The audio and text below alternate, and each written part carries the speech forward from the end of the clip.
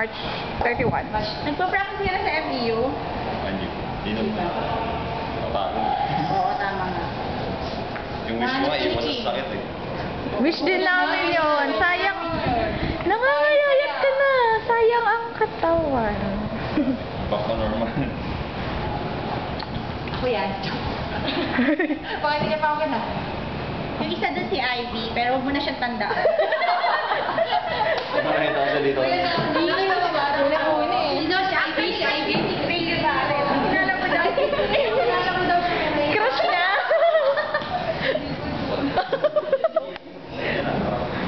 Uy, pipicture ka, friend. Ano ba?